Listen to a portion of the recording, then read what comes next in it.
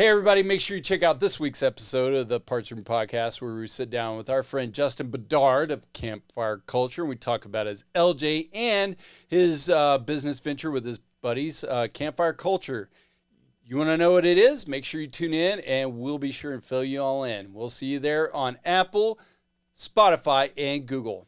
You want me to be honest? I've never watched a trail recon video. Stop. Really? Yeah, I've never watched recording? I have. Do you remember Barney Five? I was going to say it anyway. Of course. Yeah. Every time I see Brad, I think of, what was his name? Don Knotts. Yeah. So he looks like Don Knotts. What? We killed this. I always think of him as like Mr. Rogers for I've got to off-road. see You a know? side by side on that. I guess maybe the question is, do you think a JK and a JL is a real Jeep? Are you one of the? Ooh. Are you a closet bucket hat guy that likes the tub on body, or are you just hanging on to it for the simplicity and the nostalgia? You know. I think with the, it's almost like a sliding scale, right? So the JK, you got some more computer integrations. I've just seen, and I don't have any experience with the JL, JT, but a lot of the computer stuff seem to have been limiting to certain people when they're trying to do certain things. So I really appreciate just the strict utilitarianism of a TJLJ. Yeah. And then you go to the JK Right. and you got a little bit of more frills and foo-foo. But then I feel like with the JLs and the JTs, there's not a lot.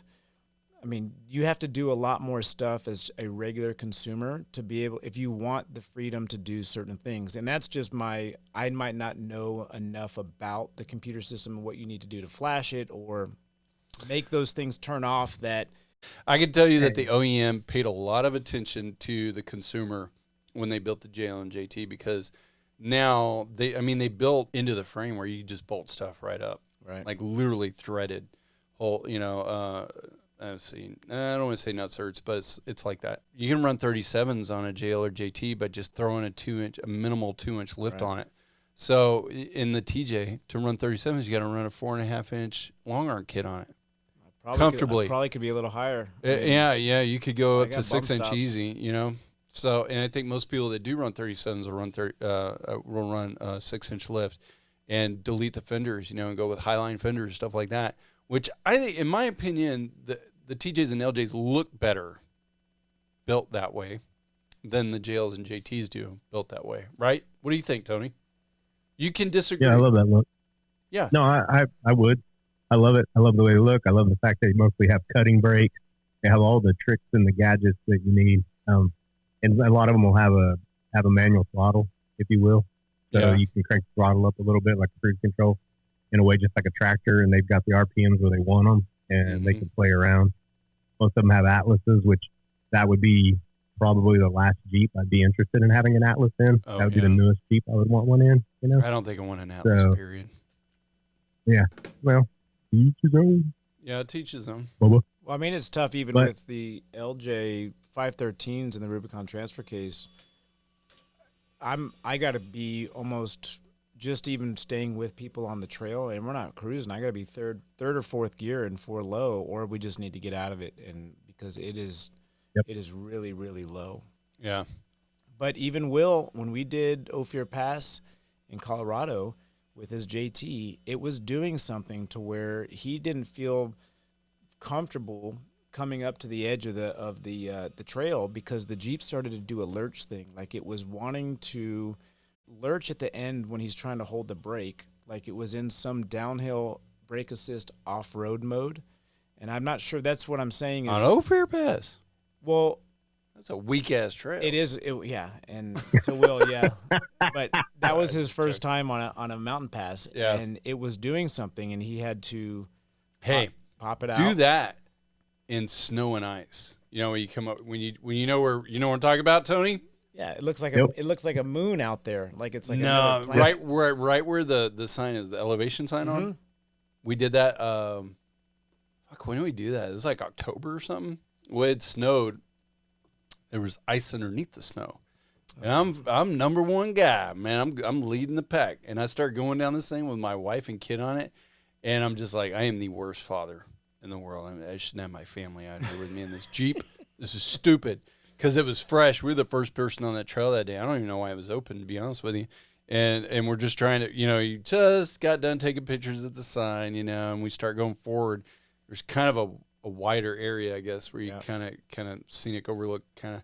Anyways, Jeep started sliding that way because there's ice underneath it. So what do you do? What did you do? We got out. Pin it to win it.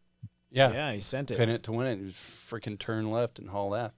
But no, I think is that where you're talking about? Is that where it was at? Or was it so like when you come down after the sign and you have to do a hairpin turn down to the right, it kept doing a lurching thing. And the off-road mode thought it was trying to help him in some way. So the technology. Yeah, so that's what I'm saying. Skynet became self-aware. Exactly. And trying to find John Here Connor. we go. Yeah, John Connor. So I feel like it's on that trajectory of getting to where, when you have to update your Jeep, right? That seems like that's a whole other level that I don't know that I want to be. Yeah, no, I totally agree. I think it's cool that the TJs and LJs are more, in a good way, primitive. That you can actually go in and work on them. You don't have to worry about the electronic nannies screwing up your day like Will's. Right. And I just like working on shit, man. I like being able to grab a wrench out of my toolbox and reach into the engine bay, get to a certain thing, change your spark plugs, whatever, without it being like, dude, you want to change spark plugs on a JK? You're talking about a $500 bill, right? Side's a nightmare. Yeah, you got to pull the upper and lower at least the upper plenum off, and then it's what?